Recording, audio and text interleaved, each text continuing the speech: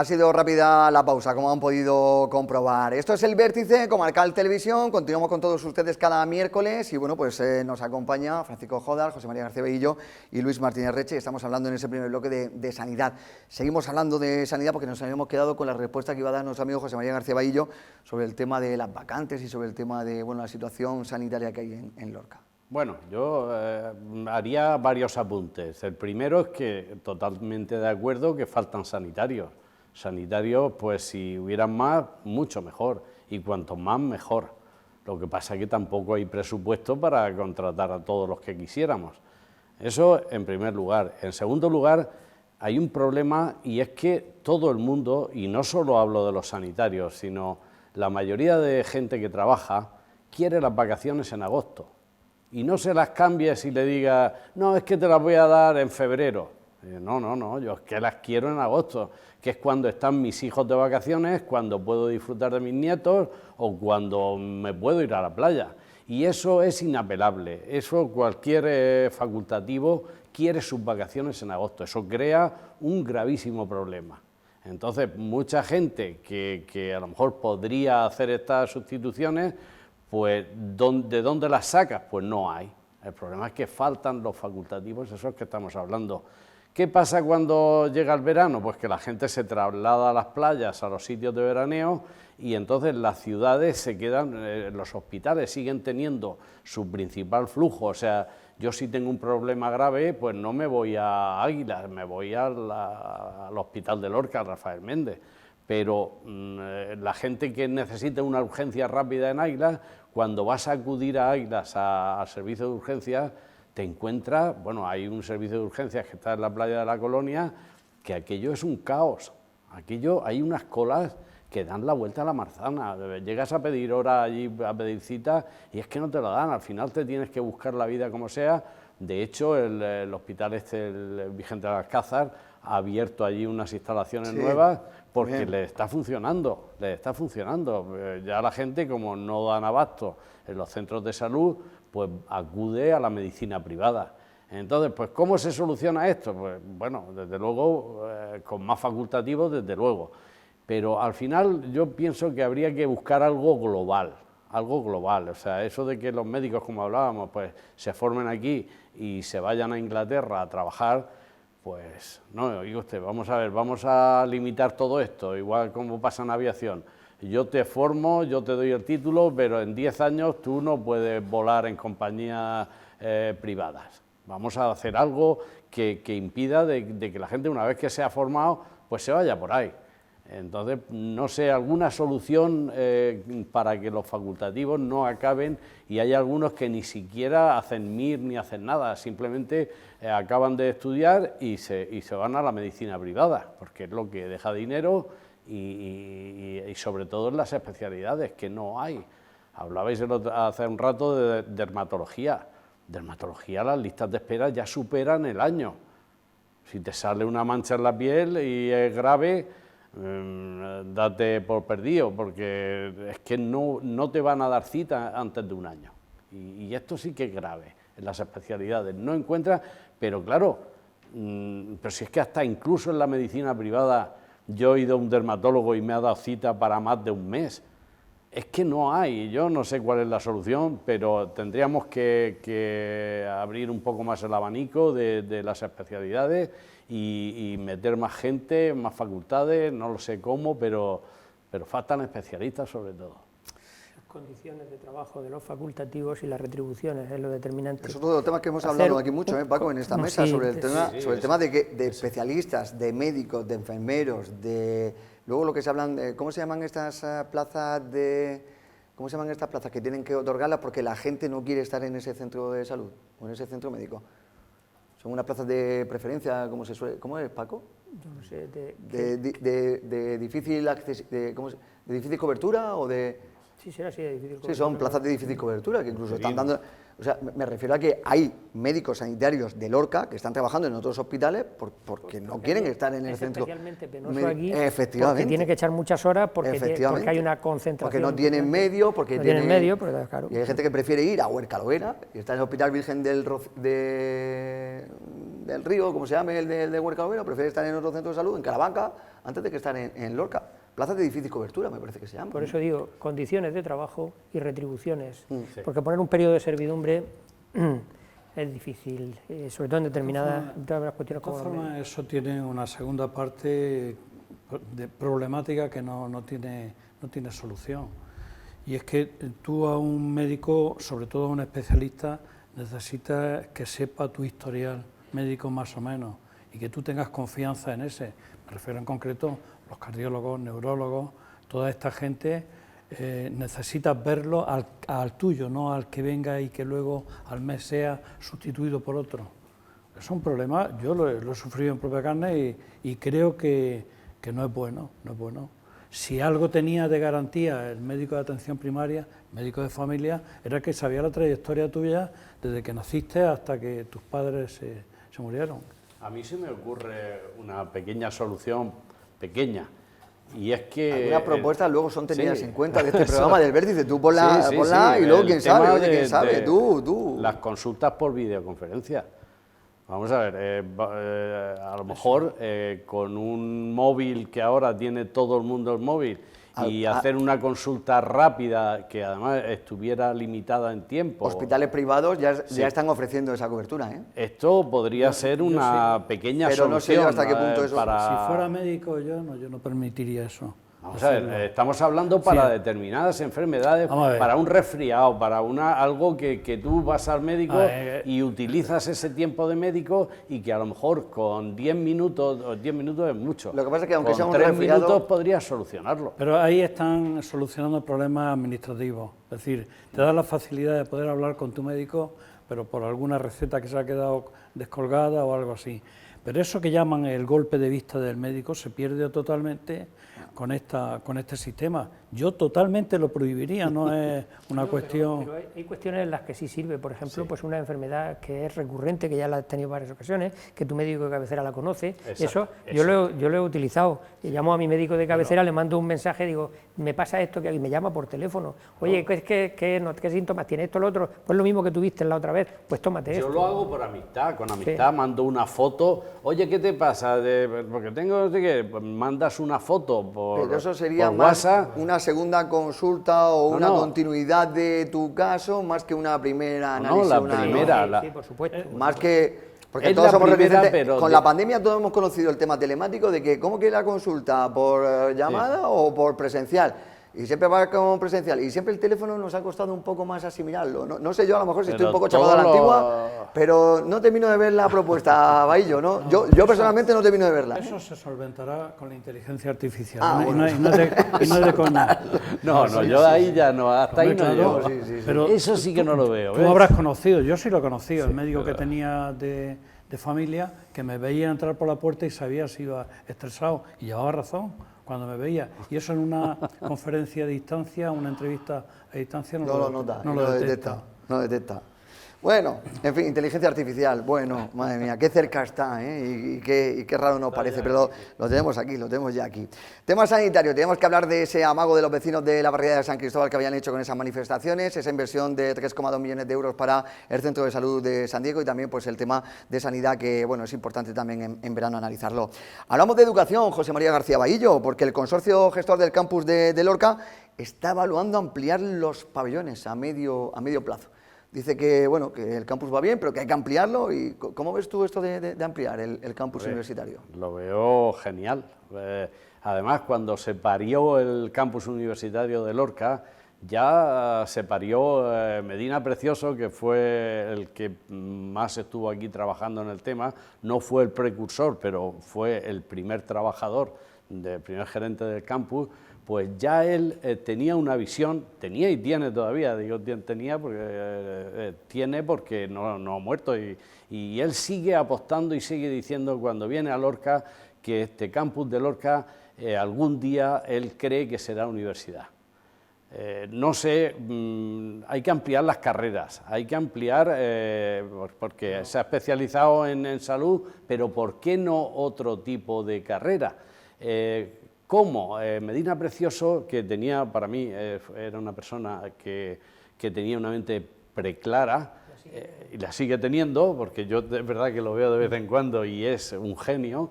Decía que por qué no, porque creo que son 14 carreras las que tiene que tener un campus para poder convertirse en universidad. Y entonces él decía, pero ¿por qué no hacemos, que ahora está muy de moda todo lo que es la enseñanza a distancia? Vamos a ahí sí te lo compro, ahí el tema digital sí te lo compro, vale, ahí vamos sí. a ver por qué no determinadas carreras que no hace falta la presencialidad tanto como en otras, por qué no las adosamos al tema de salud, y entre unas y otras vamos a ver, porque lo que está claro es que es un éxito total. El tema de ciencias de la salud es un éxito total, o sea, que se cubren todas las plazas, y si no se cubren más, pues porque, como se comentaba el otro día, el ferrocarril no se está haciendo polvo a Lorca, está haciendo un desastre con todos los estudiantes del campus de Lorca. Si nosotros tuviéramos el ferrocarril en marcha ya, que esperemos que lo tengamos para el 2030, y estuviera funcionando, tendríamos muchísima más gente. ¿Por qué no antes? Porque no me creo nada, porque yo todas las fechas que me da es que no me creo ni una. No te creas ni el 2030. En Almería le están dando bastante caña, lo estuve viendo. Pero yo estoy pensando en el 2030, aunque me digan 2028, me digan 2027 para cercanía. Vamos con el tiro de educación y ahora después seguimos con el tiro de cercanía si podemos. Vamos a ver, yo creo que en Lorca es absolutamente necesario que sigamos el camino de crecer en ciencias de la salud y meter otra patica de enseñanza a distancia. Creo que Lorca ya es una ciudad que lo necesita. 4 líneas, 4 carreras en Lorca, Luis, con idea de ampliar, como estaba comentando, son 600 estudiantes los que están ahora mismo pues, matriculados y los que están estudiando en la ciudad. Hay que mirar más allá, hay que mirar hacia el futuro. Cuando se habla de crecer en el campus universitario, pregunto, ¿crecer hacia dónde? ¿Hacia el cielo? Bueno, crecer hacia más líneas, hacia más especialidades, hacia más... El campus universitario de Lorca nació pequeño porque las condiciones urbanísticas que se pusieron para construirlo quedaron constreñidas, por un lado por el barrio de Los Ángeles, por otro lado otra vía que sube hacia la Ramblilla de Tejares, y por detrás que están las colinas esas donde está la caseta de vigilancia. Es que no tiene por dónde crecer. Pero hay otros sitios, igual que la universidad. Pero ya lo está abriendo. La Universidad Politécnica de Cartagena, claro, está. Sí, pero tú sabes, disperso. Paco, que eso no es lo ideal. Lo ideal, y más teniendo la superficie que tenía, era haber planificado ya un campo universitario, pero del siglo XXI avanzado, con sus árboles, con su vegetación, con jardines, y nada de eso allí. Vamos, hay 4 árboles y tal, pero que no puede crecer. No puede crecer. Pero si estuvieron a punto de cerrarlo, porque Murcia no quería, ¿cómo iban a hacerlo más grande? Eso te puedo explicar mucho. Sí, bastante pero bueno, lo tengamos, bastante es si que eso lo fue tengamos. una negociación. Gracias a personas como Paco, esto ha aguantado. Entonces, fue una negociación entre el ayuntamiento y el ejército. Estaba Miguel Navarro de alcalde, y en el ejército yo no sé los militares quién habría enfrente. Pero lo que no se puede es partir de unos diseños ya mínimos. La calle de Los Ángeles, que es una calle, debería ser de amplia circulación, tiene 10 metros de ancha. Yo eso lo vi cuando ya me lo dieron para estudiar el proyecto, y eso nació cojo.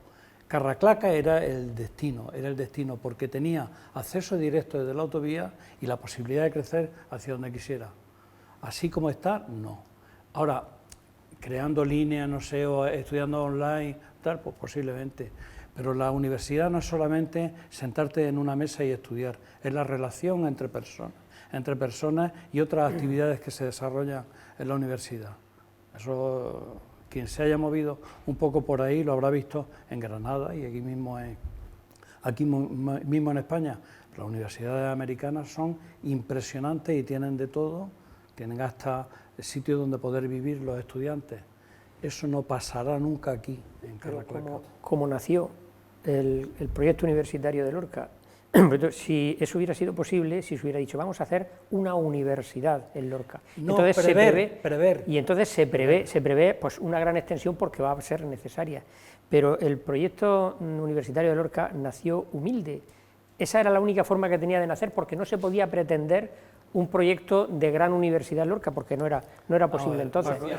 Eso es un error que ha venido arrastrando luego las excusas de los malos pagadores. Esas mismas palabras se dijo cuando el parador en el castillo.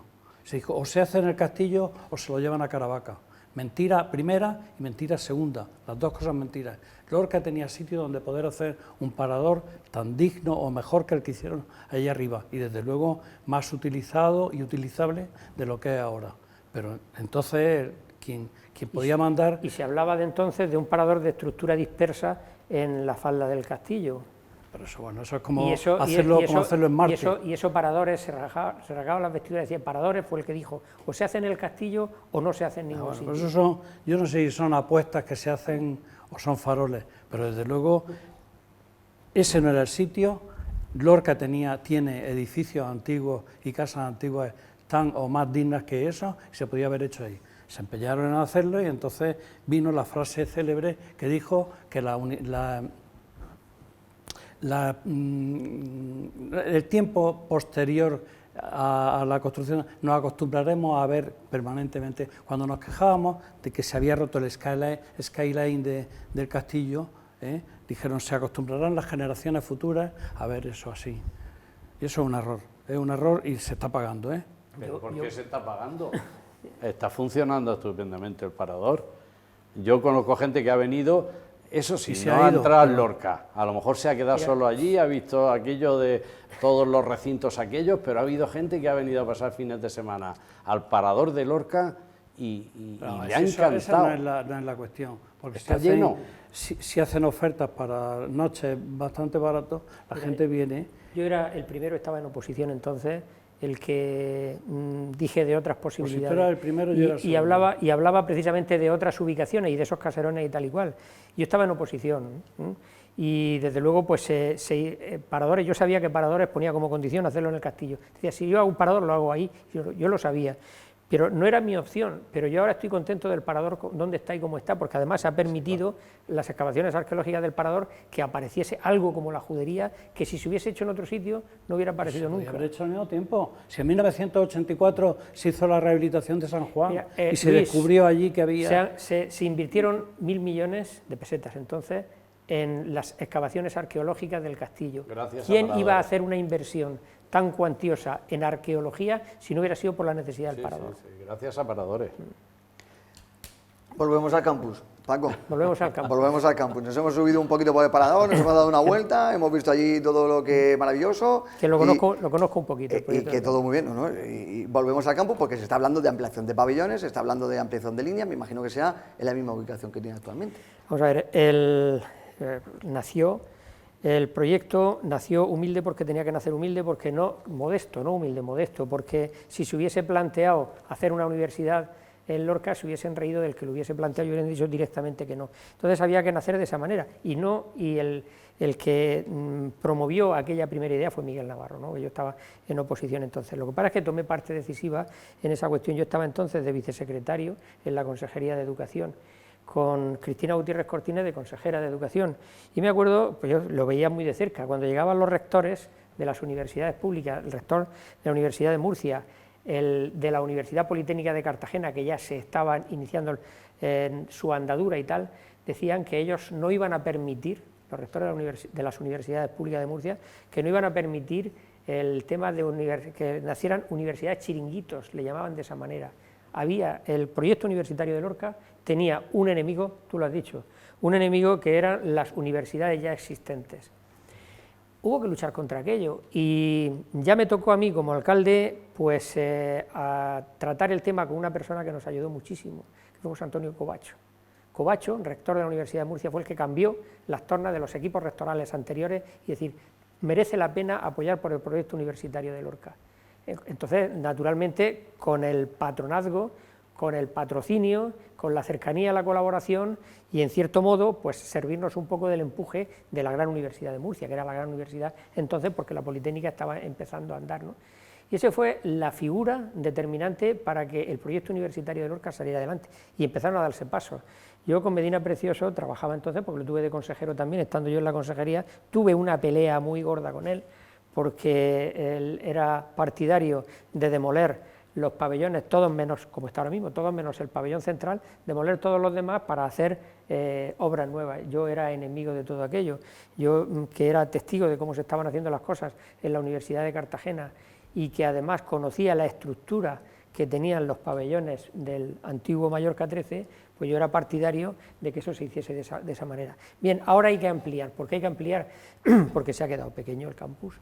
No el campus, las edificaciones que hay en el campus. Todavía hay superficie en el campus universitario de Lorca para crecer. Ahora tenemos pues, las titulaciones de enfermería, terapia ocupacional, nutrición y dietética, a la cual pues, se han sumado el doble grado de actividad física y del deporte y de nutrición humana que compartimos con San Javier. Pero además tenemos una cuestión que es muy interesante y que está funcionando muy bien, que lo hicimos con la Fundación Poncemar, y hay una persona que quiero mencionar, que es Luis Martínez, el gerente de Poncemar, que fue el que gestó aquella idea, ¿no?, de la cátedra de gerontología, que está funcionando de una manera excelente. Ahora, los dos edificios que se pretenden hacer y que son necesarios son un edificio para aulario, hacen falta más aulas, han venido más titulaciones y hace falta más aulas, y una residencia intergeneracional que va a combinar el tema de los estudiantes jóvenes con los mayores que están siendo como partícipes y además sirviéndose de esa cátedra de gerontología, con esa unidad de gerontología que hay en el campus universitario, que es una idea pionera y es extraordinariamente atractiva, ¿no? Esa residencia intergeneracional con el tema de la cátedra de gerontología. Es algo que solamente existe en Lorca. No conocemos que exista en ninguna otra parte del ¿Hay mundo. posibilidad de ampliar otras especialidades, pensáis? ¿O centrado solo, sobre todo, también en sanitario y en...? Sí, claro que hay posibilidades, y la vocación es crecer, de una universidad es crecer, universitas, viene de ahí la palabra, es crecer y tener más titulaciones y dar y poder Claro, enseñar. que me refiero que si se está pensando en esos pabellones dentro de ese aulario, dentro de ese proyecto que hay para ampliar, seguir centrado en lo que hay ahora mismo o en ampliar también otras titulaciones, sin ampliar la posibilidad de que se pueda... Ahora mismo el reto es la segunda fase, obras, hacer crecer las instalaciones, pero sin perder de vista esa vocación también de crecer en titulaciones. Hace un momento estábamos hablando del área 3, que faltaban facultativos, sí, que no hay. La sanidad necesita gente, entonces seguir creciendo en ciencias de la salud a mí me parecería un acierto. O sea, de momento, yo no, en un futuro ya veremos, pero ahora mismo yo crecería en ciencias de la salud, que quedan muchísimas especialidades. Que sí, que eso como idea, nadie se puede negar a que eso es lícito y es normal, pero no hay sitio. Si es que se equivocaron, habéis nombrado a Medina Precioso, a Número Paco, que gracias a la oposición que le hizo no demolieron el pabellón de mando que le llamaban. No, estaba en el proyecto, no demoler el pabellón de mando. Lo que yo no quería es que demolieran... Estaba en el proyecto, claro, y estaba en el proyecto de demoler el jardín, el único jardín romántico que quedaba en Lorca. Y gracias a unas líneas que se escribieron en el momento oportuno lo respetaron, y estaba en el proyecto demoler también la Carita. El único referente visual que podía quedar de lo que aquello había sido era una garita entrando a la izquierda que se la iban a cargar, y afortunadamente está todavía allí. Quisimos también que se respetaran los aljibes de agua potable que había y no hubo manera. Dijeron que no, que eso ya se demolía sí o sí. Es decir, para mí fue una sucesión de errores, para mí hasta donde llegó mi conocimiento, y nunca estuvo al nivel que tú estás nombrando. A mí no me llamaban para esto o lo otro, pero yo sabía entonces que lo que es la arquitectura industrial se estaba respetando y sacándole provecho, como se hizo en Murcia, en la calle Cartagena, el cuartel de artillería. Y eso mismo se podía haber hecho aquí. Sí, hay fotografías aéreas que invito a que las veáis para ver que con un programa de necesidades bien desarrollado se podía haber mantenido lo que había entonces. Y además, que tú entiendes de eso, los pabellones eran de muros portantes que podían ser vaciados en su interior y redistribuidos en otros. Totalmente. Ese era a posteriori lo que algunos apuntamos, pero no, se lanzaron a hacer, es que la historia es larga, se lanzaron a hacer una ciudad universitaria con un sistema constructivo muy sui generis de aquel tiempo, que era que la empresa constructora y la promotora fueran la misma persona prácticamente. Es decir, aquí vino un arquitecto de Alicante que era el encargado de defender los intereses de la administración, pero ese no se comía una rosca porque no, tenía que estar allí a pie de obra. Y el arquitecto pues fue el famoso arquitecto estrella Lejarreta, Lejarra. si entiendes de obra, acércate para ver las calidades que se pusieron allí y te darás cuenta que lo que estoy diciendo es cierto, ¿eh? Y podrían no haber tirado esos pabellones con todo lo que eso supone, pues de deterioro. Salvaguardar un patrimonio, claro. Tema universitario, que también lo hemos querido tocar con ese campus universitario y la ampliación de posibles más líneas y sobre todo de pabellones y la posibilidad de, bueno, pues, de ampliar, ¿no?, lo que es esa zona universitaria. Vamos a otro pequeño alto en el camino, vamos ya al tercer y último bloque. Queremos hablar de Fortaleza Sound, queremos hablar un poquito de playas y también de tema político. A ver si nos da tiempo en el último bloque y entre todos amenizamos y lo hacemos un poquito todo mucho más ameno y hablamos de todos estos temas que nos queda todavía por hablar aquí en El Vértice.